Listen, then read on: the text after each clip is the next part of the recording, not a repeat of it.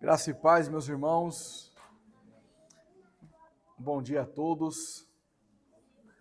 Louvado seja Deus por mais um dia do Senhor. Meus irmãos, nós iremos dar continuidade no Evangelho de João, capítulo 12, e hoje nós faremos a exposição dos versículos 9 ao 19. O título para este sermão é Jesus, o Messias. Ok? Nós teremos como divisão para esta exposição, nós teremos uma parte introdutória na qual eu vou tratar do contexto dessa perícope, dessa parte em que nós vamos trabalhar agora pela manhã. Logo em seguida, iniciando as partes principais da exposição, os seguidores do Messias são perseguidos.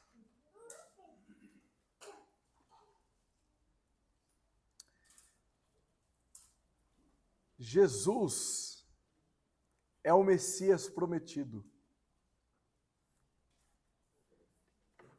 E Jesus, como Messias, deve ser glorificado. Embora eu irei fazer a definição em breve sobre esta palavra-chave, mas as crianças devem depois continuar refletindo sobre essa palavra. O que significa Messias, Esther?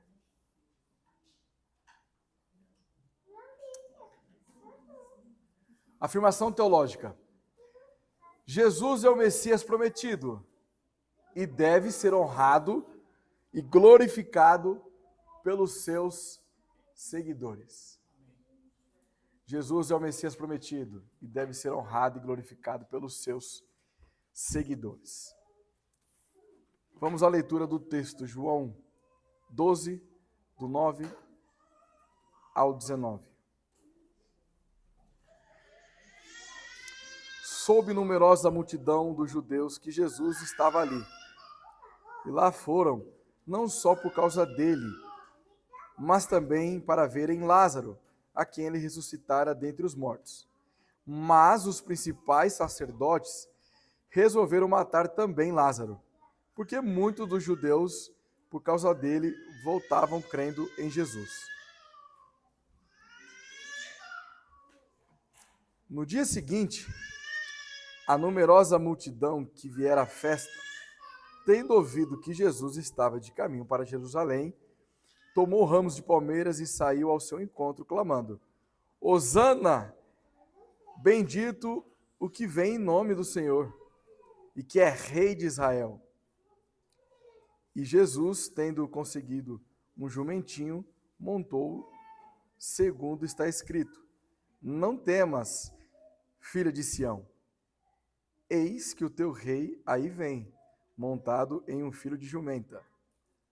Seus discípulos, a princípio, não compreenderam isto. Quando, porém, Jesus foi glorificado, então eles se lembraram de que estas coisas estavam escritas a respeito dele e também de que isso lhe fizeram.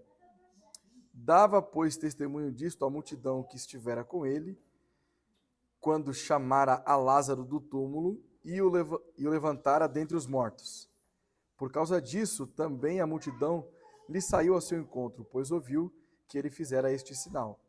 De sorte que os fariseus disseram entre si: Vede que nada aproveitais. Eis aí, vai o mundo após ele. Amém. Pai Santo, mais uma vez damos graças ao Senhor. Como nós lemos, a tua misericórdia é boa e dura para sempre. E pela tua misericórdia que nós clamamos agora, para que fale em nossos corações. Que o Senhor nos exorte, que Que o Senhor nos chame ao arrependimento e que nós venhamos glorificar o Senhor como nosso Rei, que governa sobre tudo e sobre todos. Amém. Queridos, nós voltarmos nas exposições anteriores, principalmente na última, nós vamos lembrar de que havia uma ordem expressa sobre o paradeiro de Jesus Cristo. Que lá no Sinédrio, lá no STF daquela época, eles julgaram que Jesus deveria ser preso. E aí, então eles dão uma ordem, olha, todo aquele que souber o paradeiro de Jesus Cristo deve nos comunicar, ok? Entretanto, Jesus, ao executar o milagre da ressurreição de Lázaro, em decorrência disso, as pessoas negligenciaram essa ordem expressa. E elas vão até Jesus Cristo por causa da admiração sobre, em virtude deste milagre. Agora, se nós analisarmos aqui, e como faremos em breve, nós vamos entender o porquê que eles estavam dispostos a matar Lázaro. O texto deixa claro que fala assim, ó,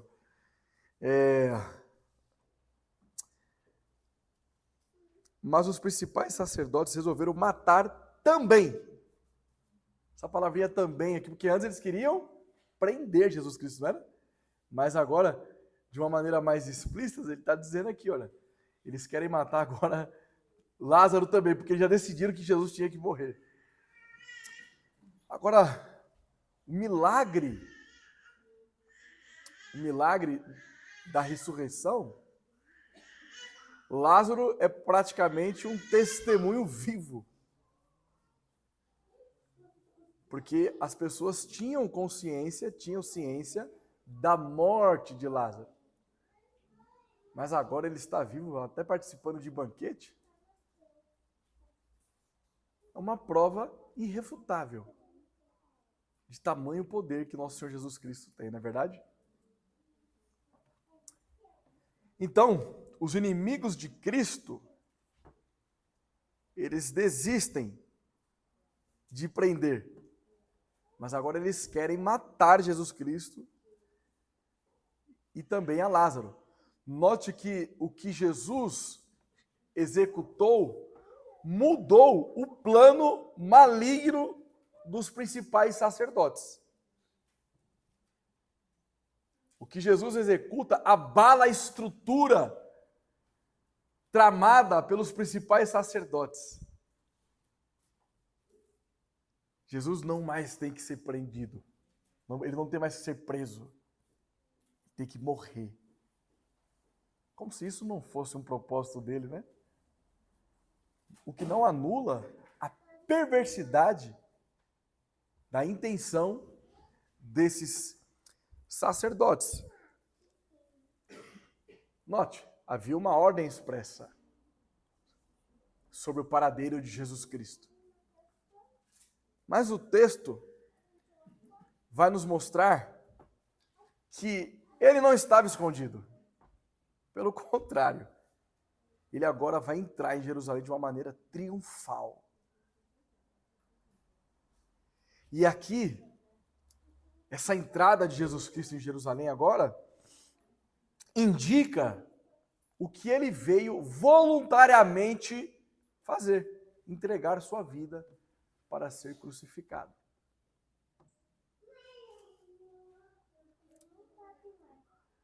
E quando eles se agitam na presença de Cristo, Jesus está sendo apresentado como o Messias. Mas, porém, contudo e todavia, não da forma como eles esperavam o Messias. tudo que a Escritura diz a respeito de Cristo, sendo ele o Messias, é verdade. O que não é verdade é a forma como eles entendiam que Jesus, o Messias, viria. Por isso que quando os zelotes ouviram o Sermão da Montanha, bem-aventurados são os mansos? Oxe, estou pronto para a guerra, meu irmão. Nós estamos prontos para ser liderados e derrotar Roma. Aí você vem com bem-aventurados mansos? A concepção de Messias nesse período era uma concepção equivocada. Nós vamos entender agora essa maravilhosa história referente ao nosso Messias, o Rei de Israel, o Rei que governa sobre tudo e sobre todos. Primeira parte, dos versículos 9 ao 11. Os seguidores do Messias são perseguidos. Para que nós iniciemos falar sobre Messias, é necessário nós entendermos o que significa Messias. Embora as crianças vão pesquisar com os pais depois para se aprofundar mais, eu quero já destacar aqui, vou dar uma colinha para as crianças e também introduzir os irmãos nesse contexto aqui. Porque nós precisamos entender o significado dessa palavra e aí então fazer as aplicações corretas que o texto nos oferece. Então essa palavra Messias, ela significa literalmente ungido, ok? O enviado. Então, aquele que foi ungido por Deus e capacitado pelo Espírito de Deus para libertar seu povo e estabelecer o seu reino. Então é Deus enviando Jesus Cristo para libertar o seu povo da escravidão. Não da escravidão romana, mas da escravidão do pecado. E aqui já inicia, então, essa diferenciação do Messias que eles aguardavam e o Messias que é Jesus Cristo. No pensamento judaico, olha só por que eles pensavam. O Messias seria o rei dos judeus, um líder político que derrotaria seus inimigos, inauguraria uma era gloriosa de paz e prosperidade. Se pegar algumas implicações teológicas de uma teologia, eles também ainda pensam dessa forma. No pensamento cristão, o termo Messias refere-se ao papel de Jesus como libertador espiritual, livrando o seu povo do pecado e da morte. Então essa palavra Messias, ela veio de um termo grego, ou melhor, de um termo hebraico, que significa ungido. E o seu correspondente no grego é Christon, da onde vem a palavra Cristo. Então, Jesus, o Cristo, não é um sobrenome de Cristo, mas é um título a Jesus.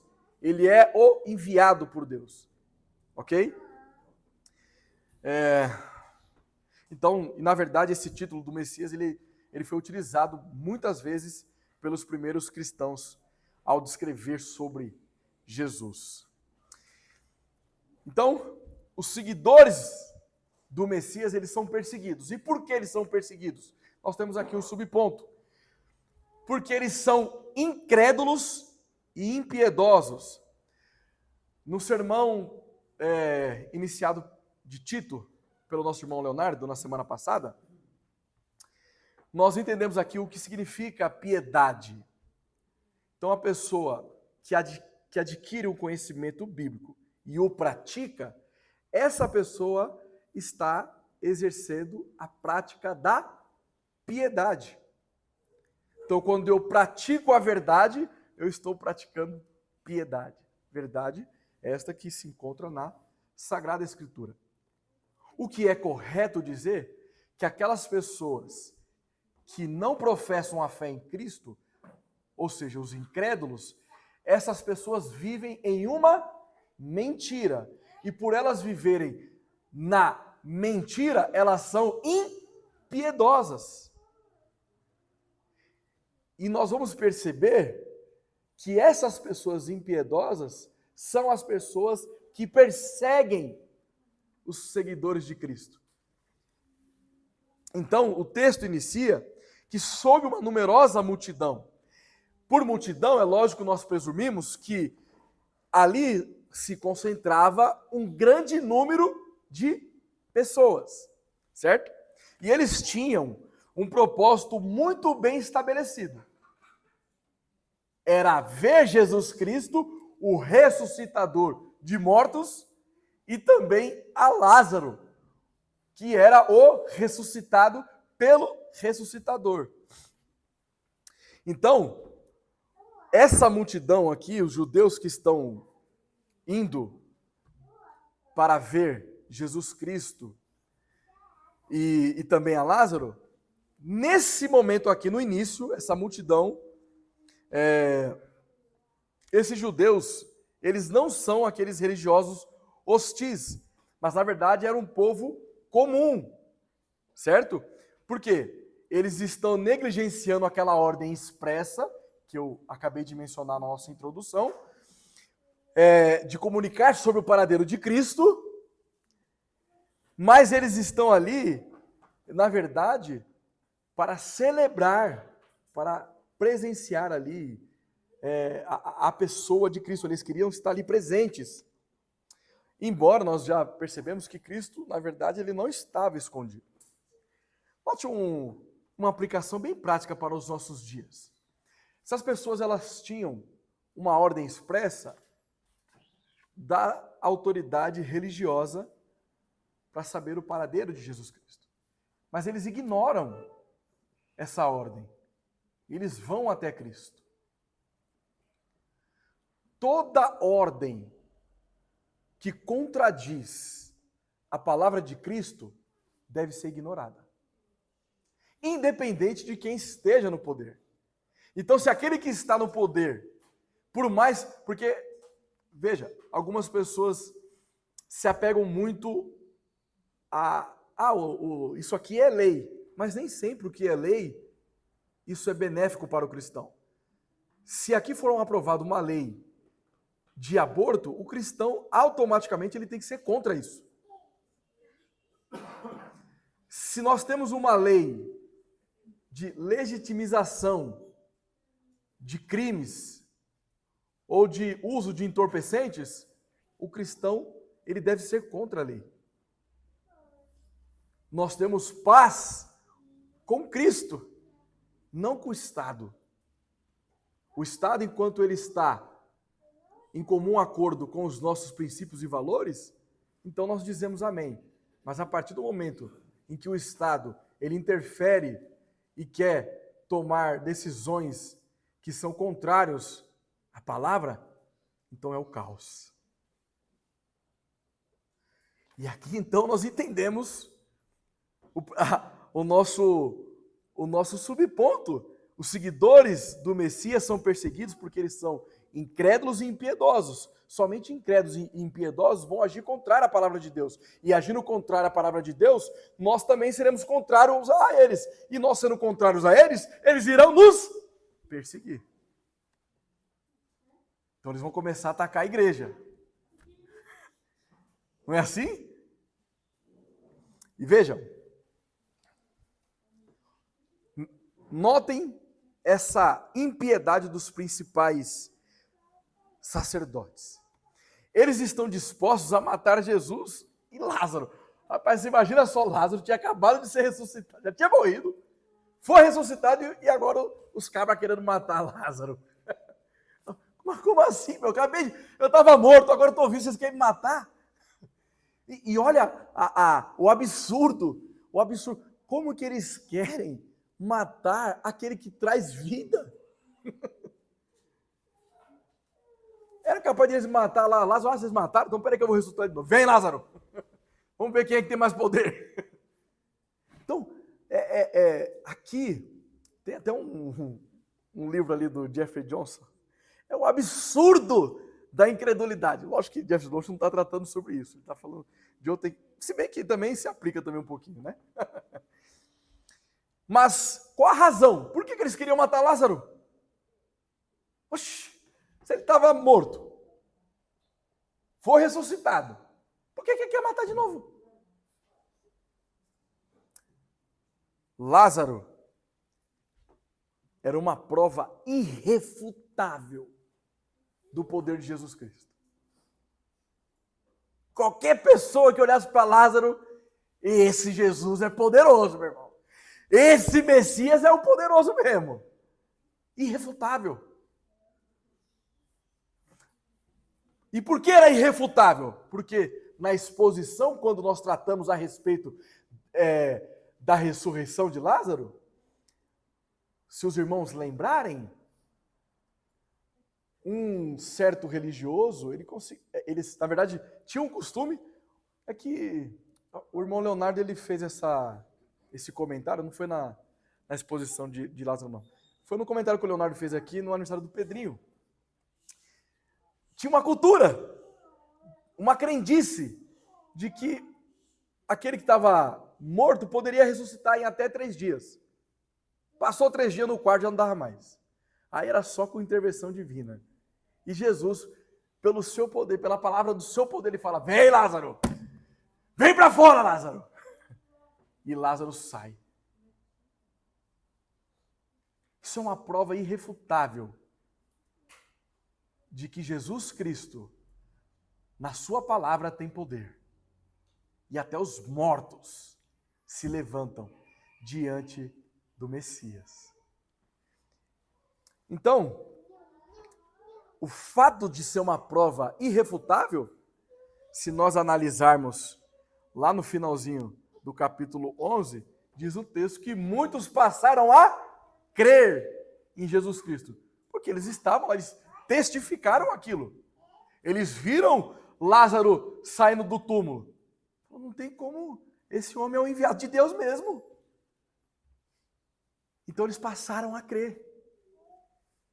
E aí os principais sacerdotes, observando que agora aquele que eles julgam ser um impostor está tendo uma credibilidade maior do que eles, vamos matar esse homem também. Antes que isso aí se alastra, você foi ressuscitado, mas vou matar você também agora.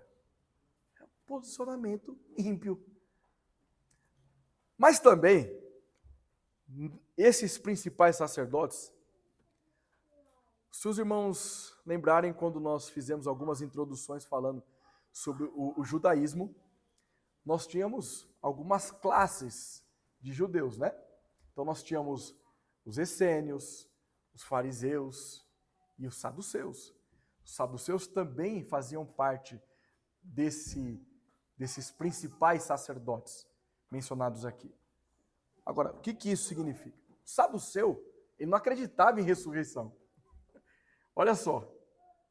E aí Jesus aparece ressuscitando morto? Não, calma aí, seu. Não tem o menor cabimento. Não existe ressurreição. Como é que esse homem está ressuscitando pessoas? Percebem que, na verdade, aqui é uma disputa até mesmo do ego deles, da incredulidade deles. A incredulidade dos saduceus faziam com que eles tomassem decisões que envergonhava a Deus, porque eles queriam matar o filho enviado de Deus, o Messias prometido, o rei soberano. E também aquele que testemunhava a favor do filho, a favor do milagre que o filho acabara de fazer. Queridos,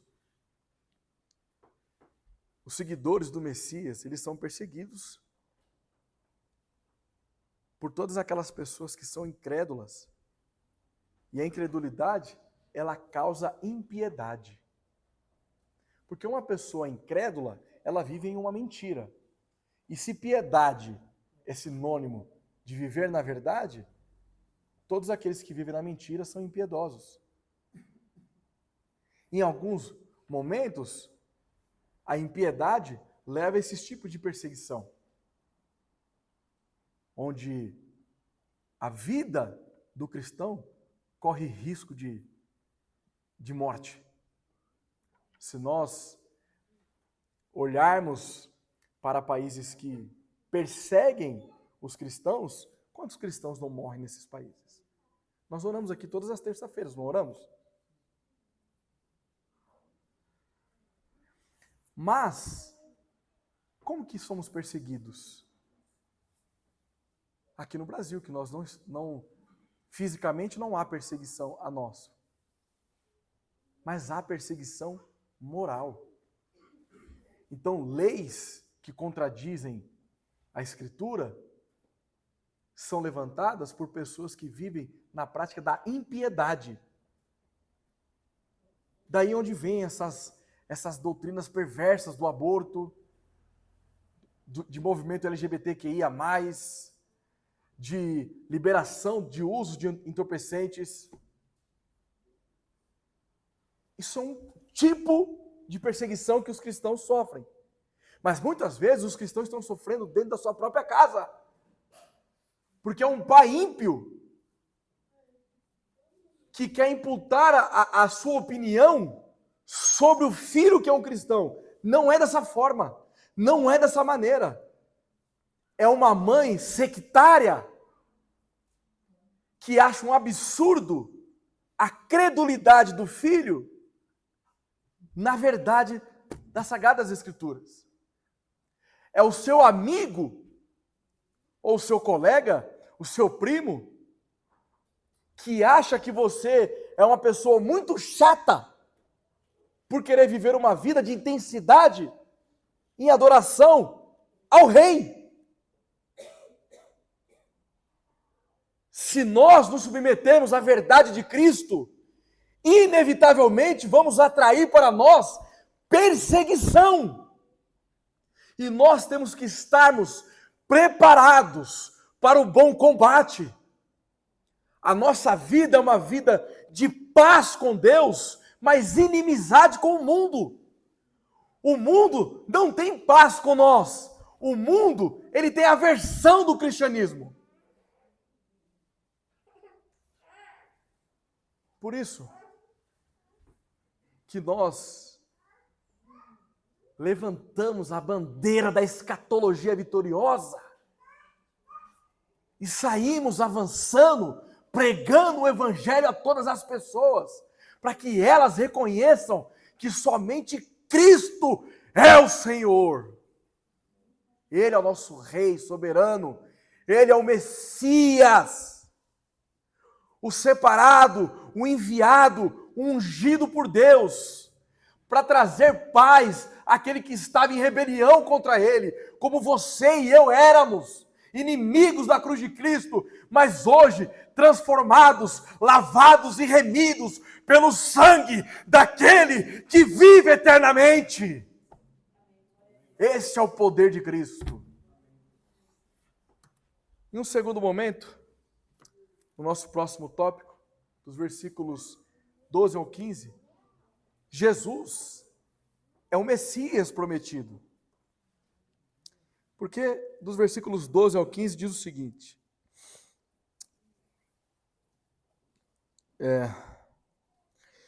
no dia seguinte, a numerosa multidão que viera à festa, tendo ouvido que Jesus estava de caminho para Jerusalém, tomou ramos de palmeiras e saiu ao seu encontro, clamando: Hosana, bendito o que vem em nome do Senhor e que é Rei de Israel. E Jesus, tendo conseguido um jumentinho, montou segundo está escrito: Não temas, filha de Sião, eis que o teu rei aí vem, montado em um filho de jumenta. Queridos, Jesus é o Messias prometido. Sabe por quê? A resposta eu já dei a vocês. Ou melhor, o irmão o Vitor Buffoni entregou na mão de vocês o nosso boletim. Na página inicial e na leitura que nós lemos de maneira congregacional, revela isso. Ele é o Messias prometido porque ele é saudado como o rei messiânico que estava por vir, de acordo com os textos de Salmo 118 e Zacarias 9, versículo 9. Então ali, os ramos agitados eram atos de celebrações, triunfos e também para homenagear soberanos. E quando Jesus está entrando em Jerusalém, e as pessoas com os ramos lá, dizendo, Hosana, bendito aquele que vem, Jesus, ele não... Para! Não sou eu, não! Ele não faz isso. Ele permanece entrando. Porque ali estava se cumprindo as profecias, as profecias aqui de Salmo 118 e Zacarias 9.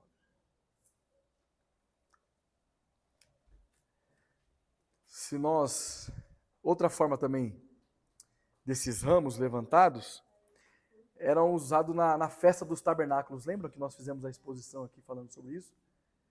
Aquela festa onde enfatizava a luz e Cristo é a luz do mundo. Percebe que tudo se conecta a Cristo? A Escritura não é sobre nós. A Escritura é sobre Cristo. Então a mensagem que estava se passando para aquela multidão que estava com os ramos era que um rei estava entrando na cidade. E os irmãos vão lembrarem que estava se aproximando a Páscoa, então muitas pessoas estavam vindo para Jerusalém, algumas para se purificarem 7 dias antes. Então, muitos dos que estão ali tinham a convicção de quem era Jesus. Eles já tinham, então, preste bem atenção nisso, hein? Eles já tinham entendido que Jesus era o Messias. Outra parte da multidão pode ser que não conhecia ele ainda, mas estavam lá.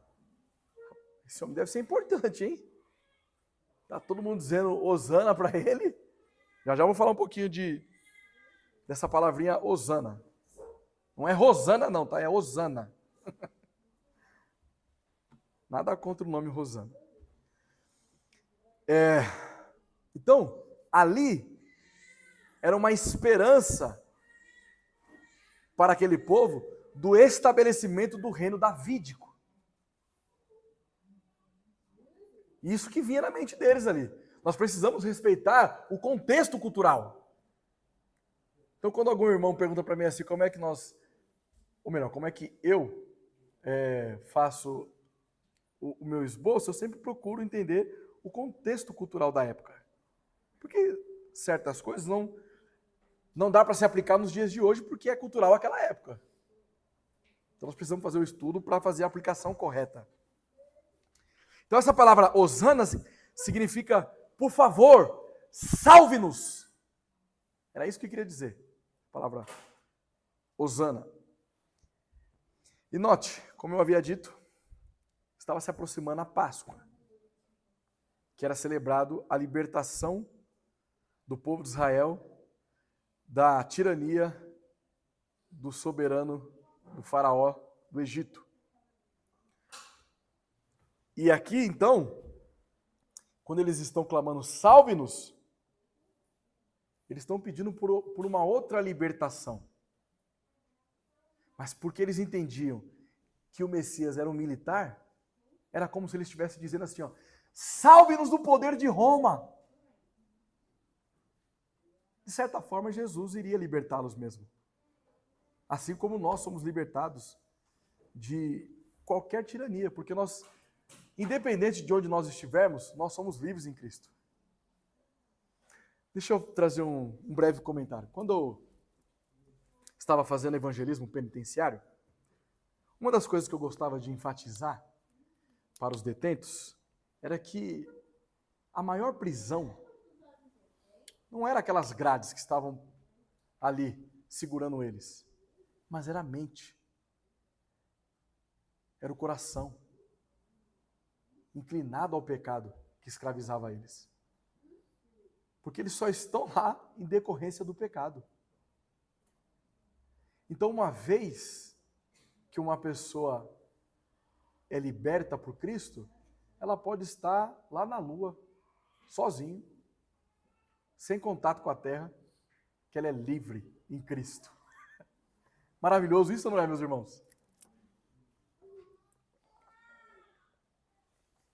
Então, Hosana era uma expressão apropriada para rogar por libertação a um rei ou para se dirigir a Deus, como lá em Salmo 118, nos versículos 25 e 26. Então, Jesus, ele é o Messias prometido porque ele é saudado como o rei messiânico que estava por vir, de acordo com os textos Salmo 118 e Zacarias 9. Nós vamos agora refletir um pouquinho sobre essas passagens. Então, no Salmo 118, nos versículos 25 e 26, diz o seguinte: ó, salva-nos, Senhor, nós te pedimos. Ó Senhor, concede-nos prosperidade. Bendito o que vem em nome do Senhor. A vós outros da casa do Senhor, nós vos abençoamos.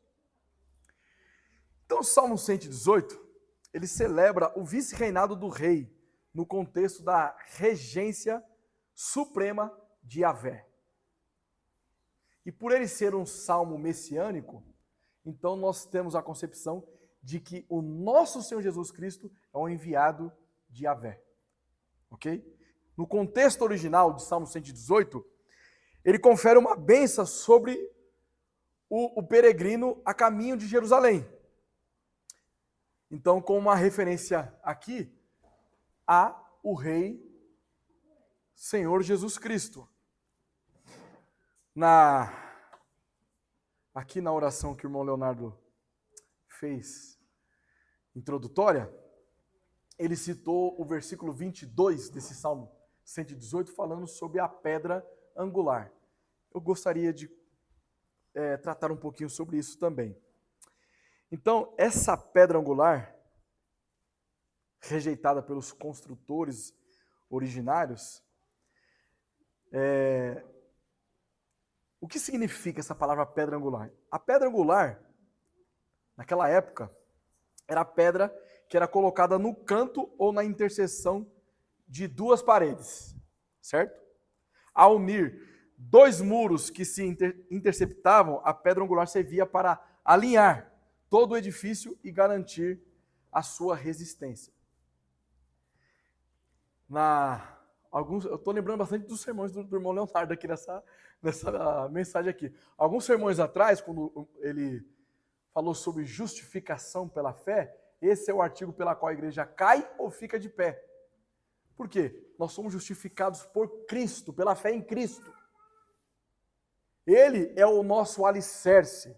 Sem Cristo, sem a justificação pela fé em Cristo, nós caímos. Por isso ele é a pedra angular. Ele que nos sustenta na verdade. Por isso que nós cremos no quinto ponto da tulipe, chamado perseverança dos santos. Perseveramos não porque somos pessoas boas, mas porque o nosso Deus é bondoso para com nós e nos fortalece, nos segurando pela nossa mão. Jesus Cristo é quem preserva a nossa vida. Agora, olha o desenrolar dessa história. Por que aparece aqui em João 12, exatamente nessa parte aqui agora, a entrada triunfal? Note que o que está escrito aqui foi escrito depois de tudo ter sido acontecido já. Então não está sendo ao vivo e ali João relatando. Ele relata tudo isso após Cristo ser glorificado. O texto também mostra isso, porque eles entenderam, eles só foram entender depois que Cristo foi glorificado. Já já nós vamos entender um pouquinho mais. Mas note,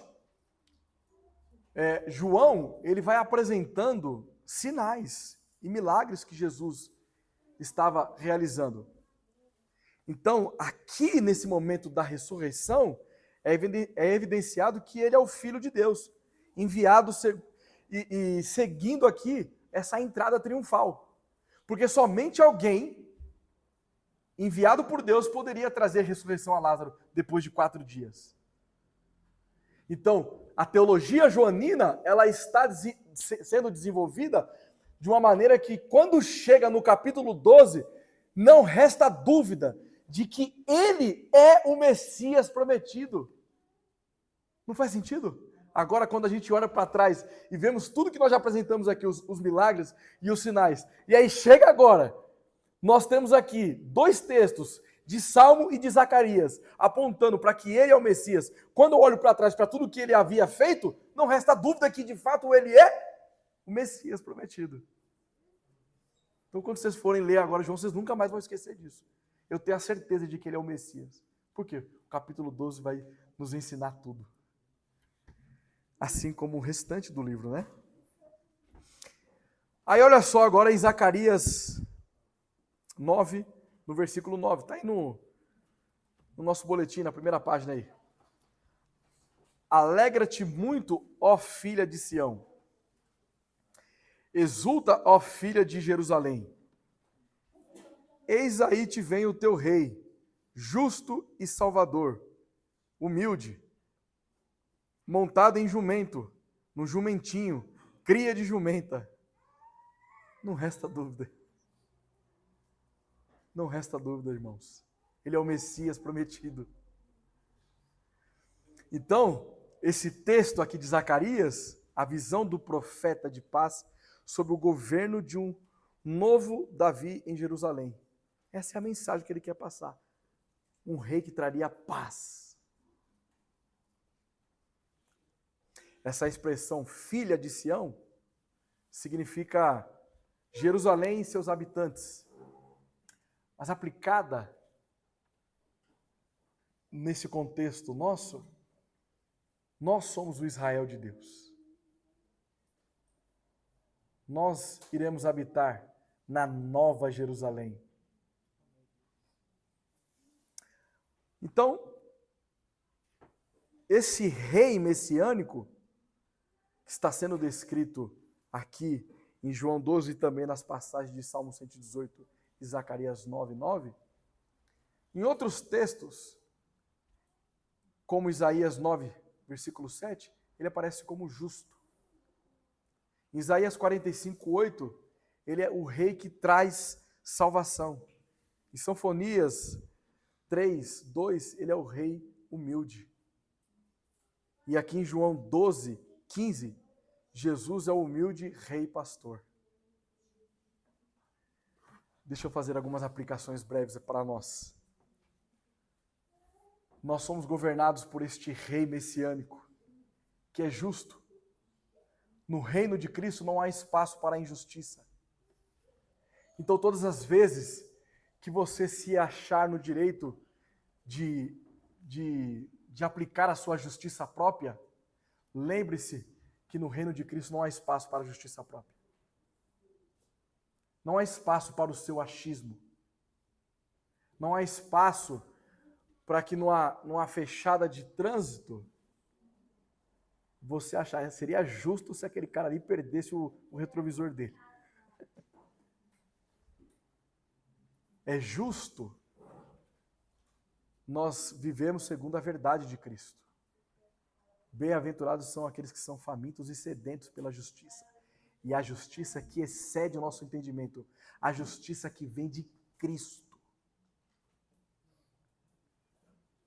Você, Jaconelli, se você ser bom, o tempo todo você vai ser injusto. Se você for ruim o tempo todo, nunca você vai ser justo. Mas se você viver segundo a verdade contida na Escritura, então a justiça habita em você.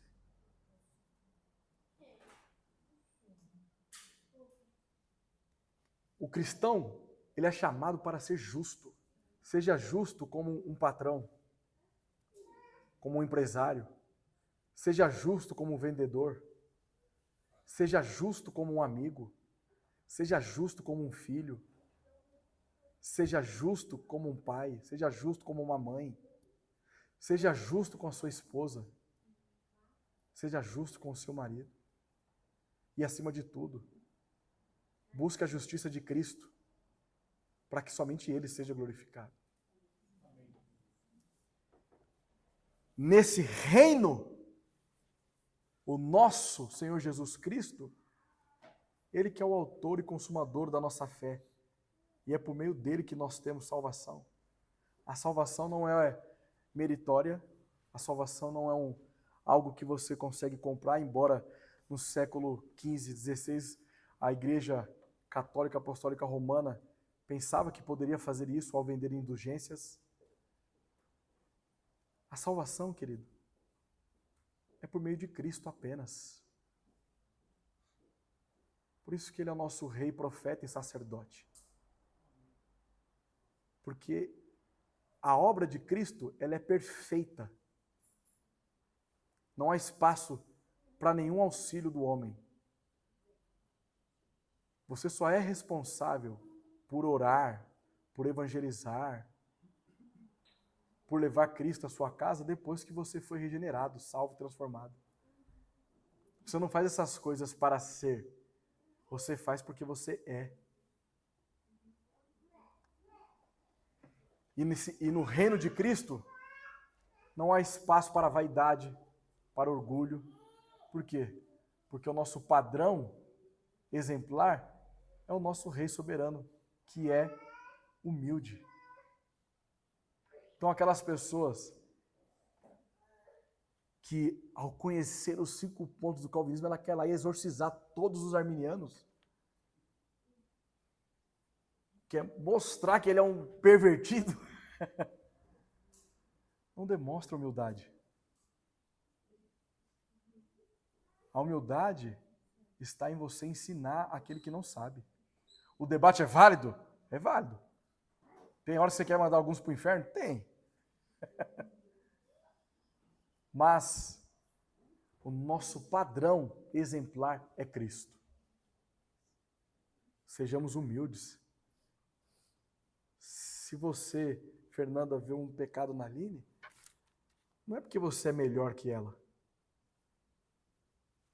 mas é porque Deus abriu seus olhos para que você pudesse enxergar e amorosamente corrigi-la. Os pastores, eles não são tiranos. Eles estão supervisionando, não é para apontar o dedo na sua cara e dizer que você é um miserável. Os pastores estão numa posição de serviço à igreja, de humildade.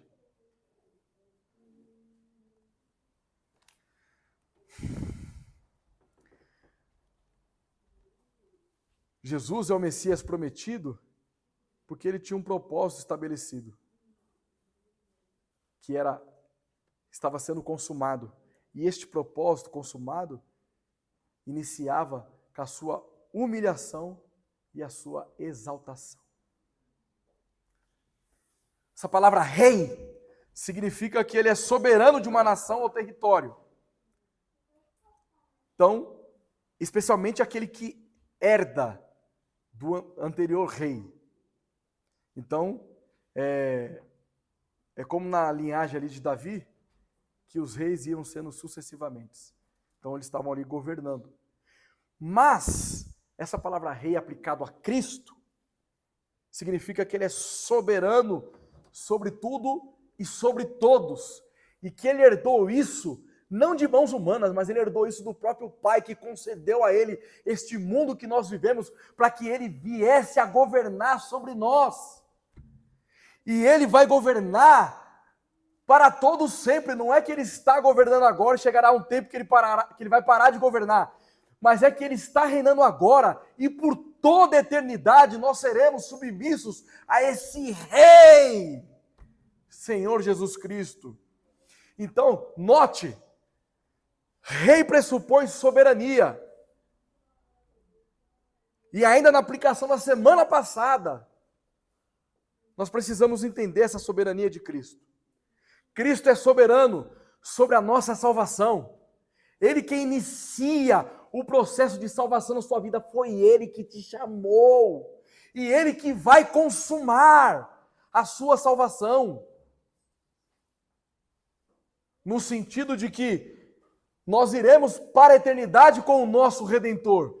O está consumado, que Ele dá um brado lá na cruz, significa que o que era necessário para que fôssemos salvos já aconteceu.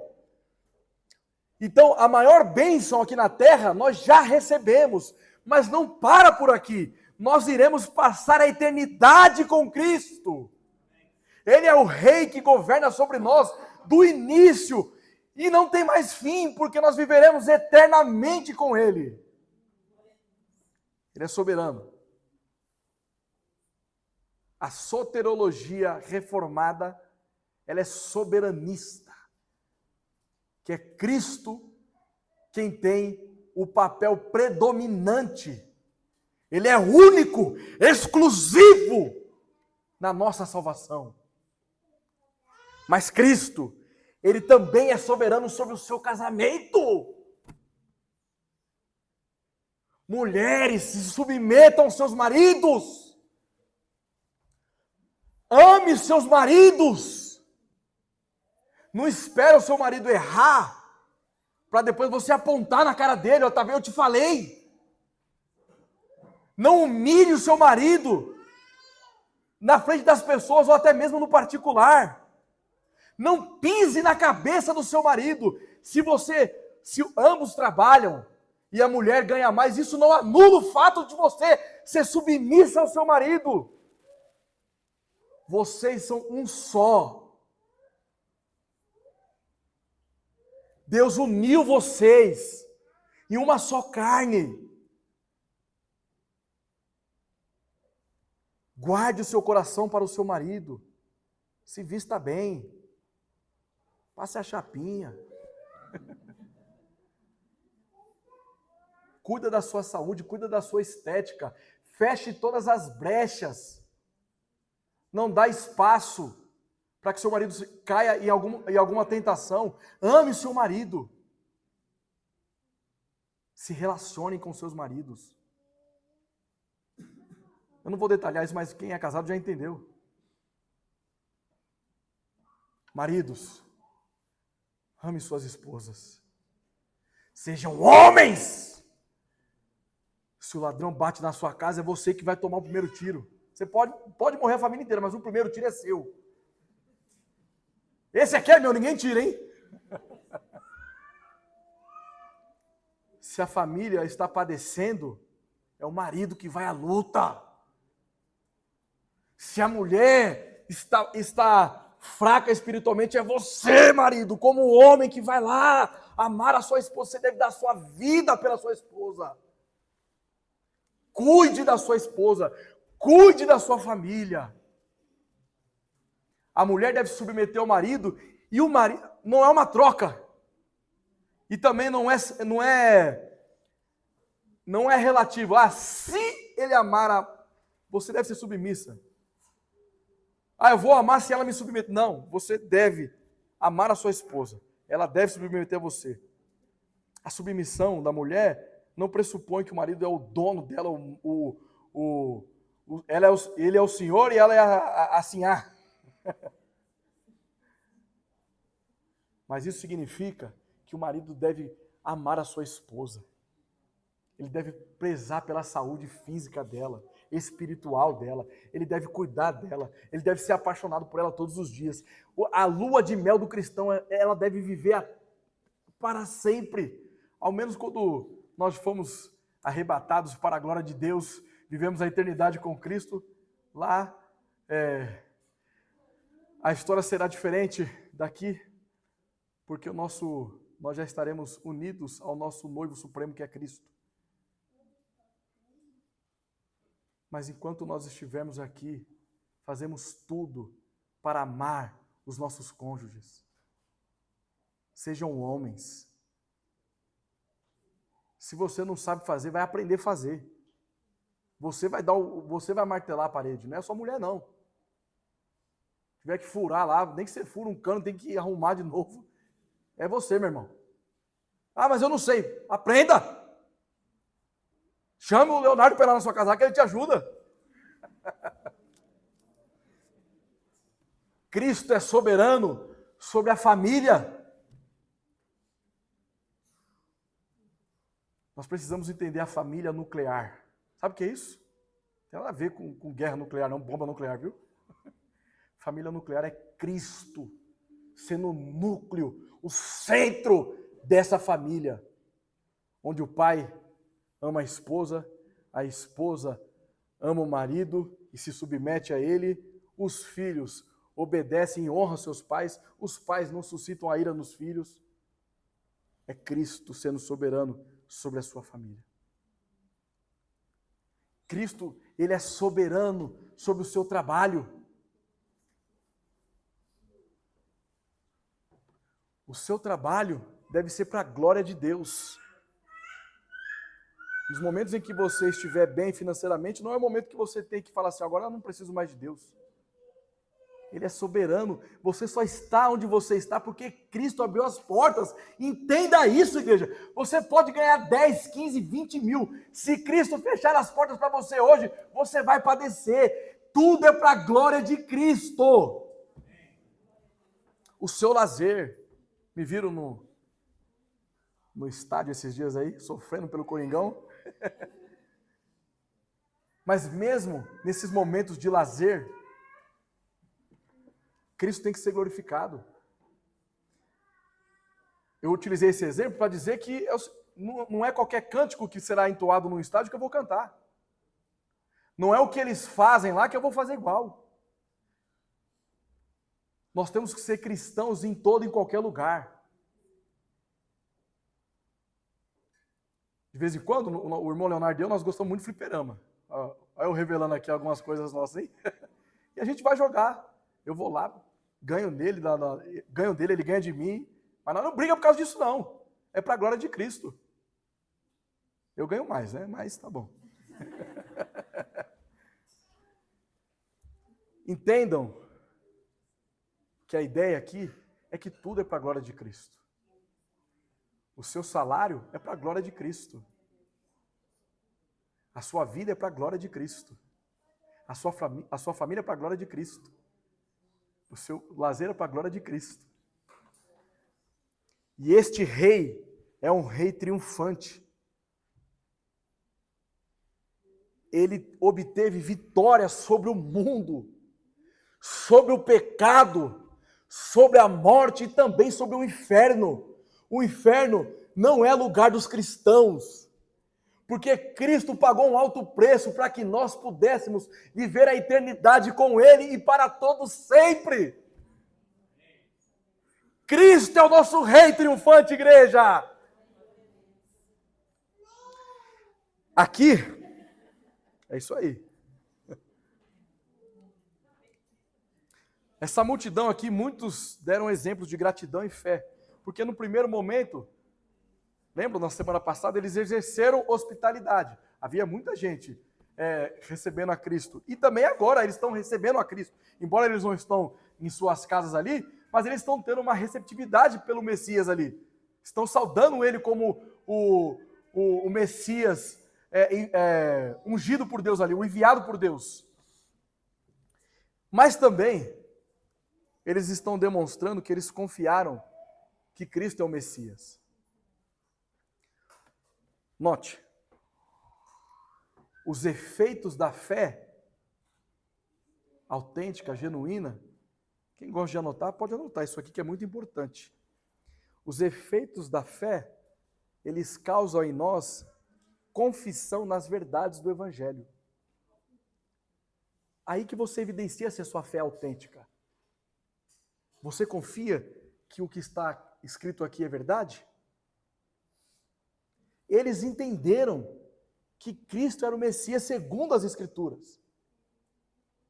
E nós testificamos isso sem a observância, como eles tiveram ali, né, de uma maneira presencial, mas nós pela fé entendemos isso e cremos nisso.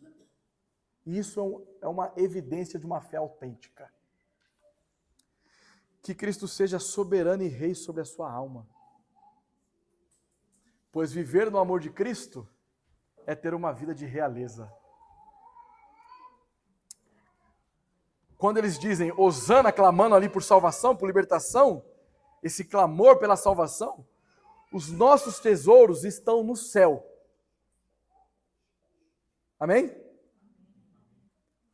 Portanto, devemos colocar toda a nossa fé e confiança nessa vida, ou seja, nessa vida celestial, do céu, na qual realmente nada nos faltará.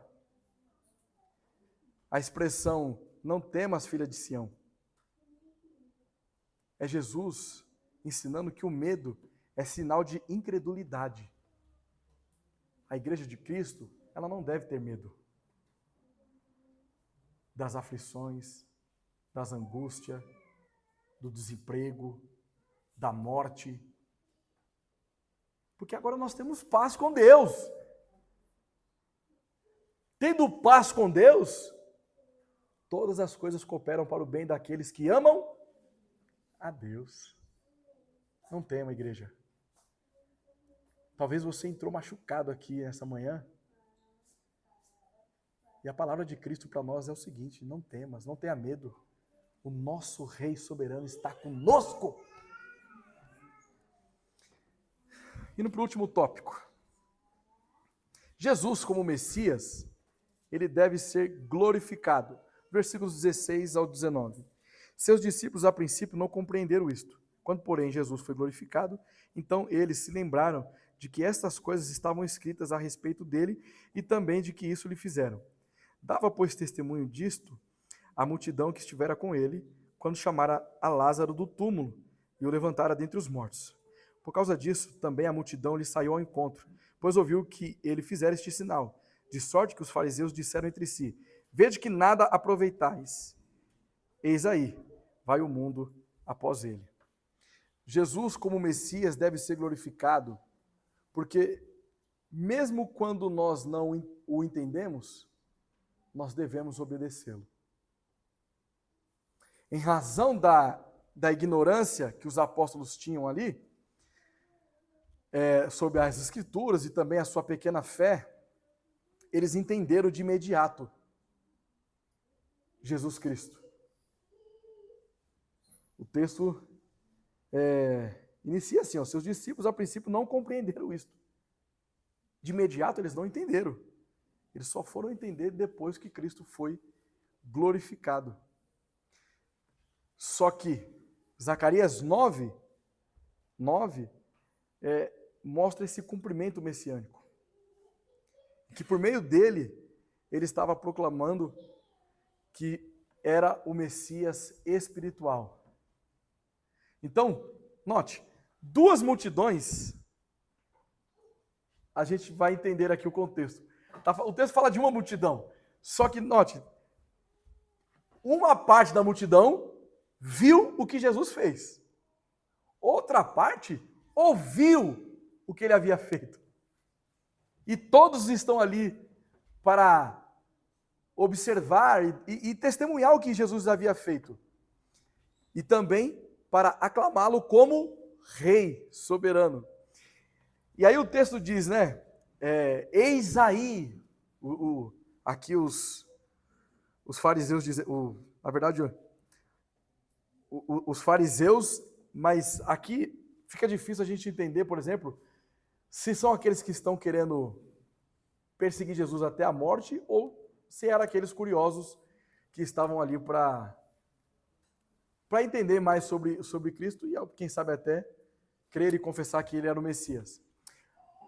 Então, essa declaração, ela pode ser positiva ou negativa. Positiva no sentido assim, olha, vocês estão aí querendo perseguir ele, matá-lo, mas agora o mundo já o segue. E como é que eu sei que é isso? Porque, note, Jesus estava aqui em Jerusalém.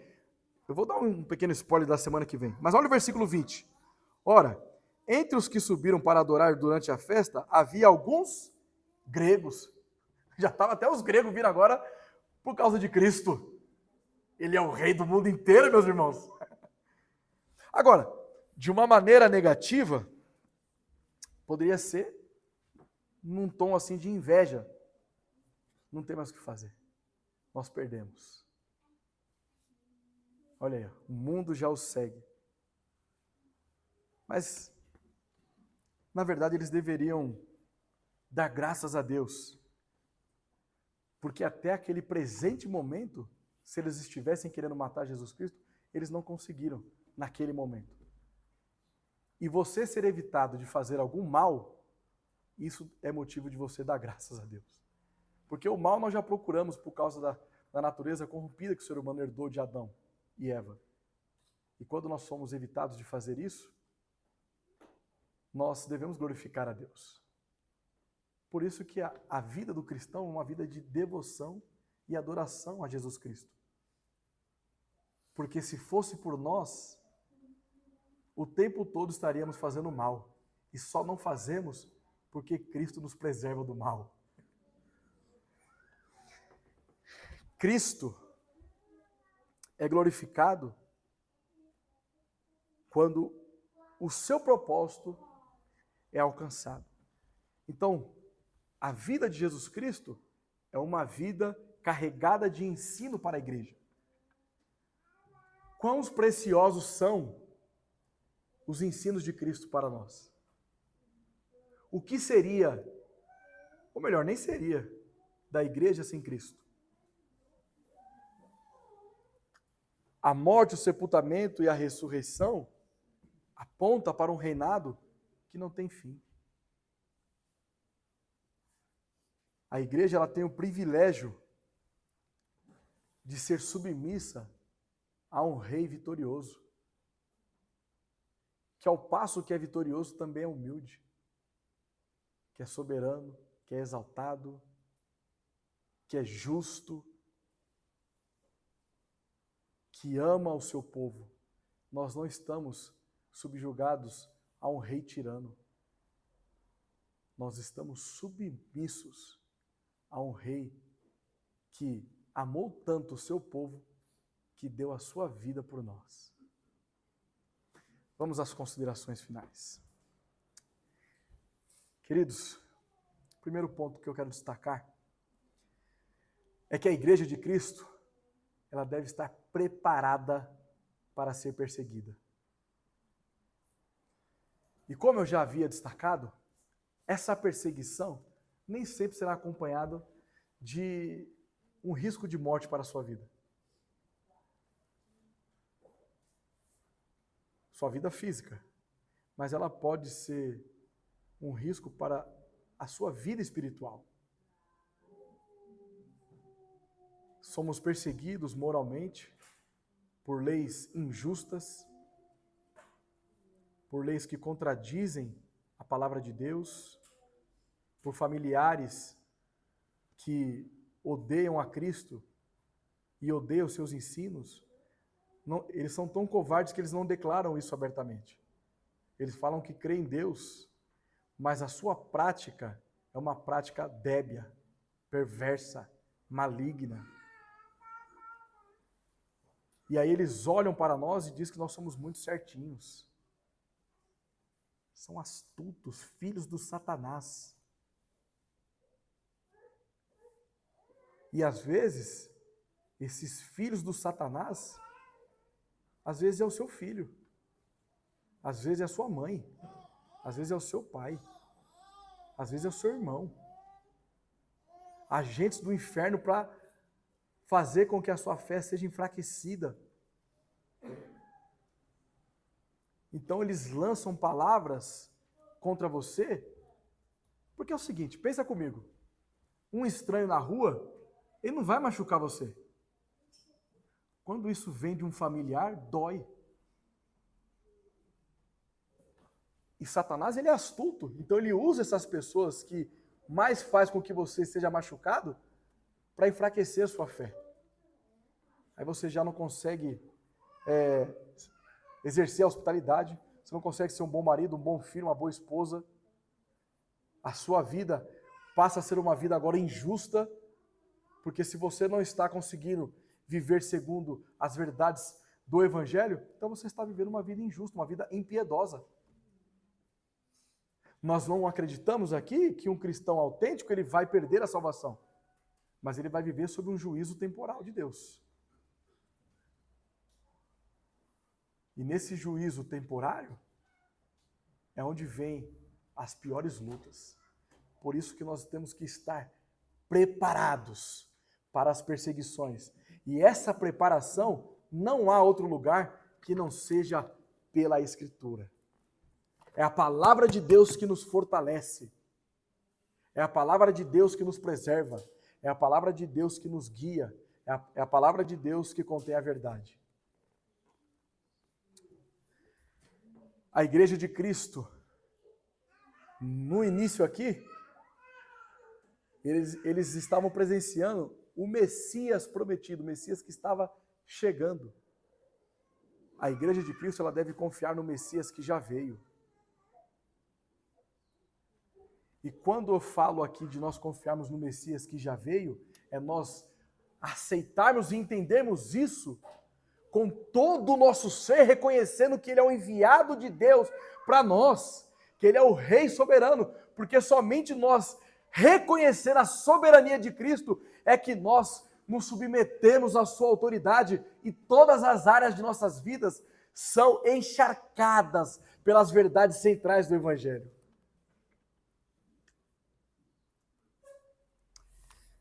Em outros textos correlatos a esse, diz que os discípulos que foram buscar esse jumentinho para Cristo, no momento, eles não entenderam absolutamente nada.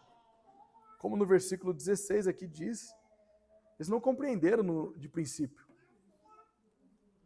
E algumas vezes isso acontece com a igreja, quando ela não entende algumas questões escriturísticas.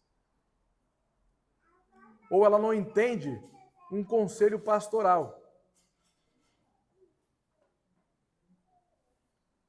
Então ela diz assim, olha, eu estou numa igreja bíblica. Aí o pastor vai aconselhá-la. Olha, não entendi isso não concordo muito com isso não.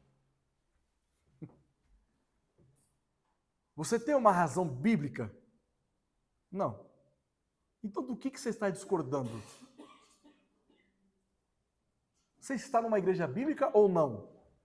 O seu pastor, ele é submisso à Escritura ou não? O que ele está falando é contraditório à Escritura? Também não. Então do que você está discordando? Por que eu não posso fazer assim? Porque a Escritura diz que não.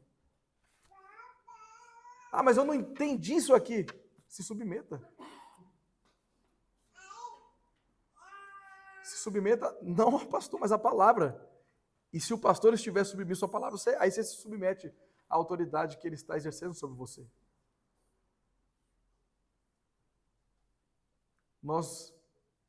O fato de nós não entendermos não significa que Cristo não deva ser glorificado.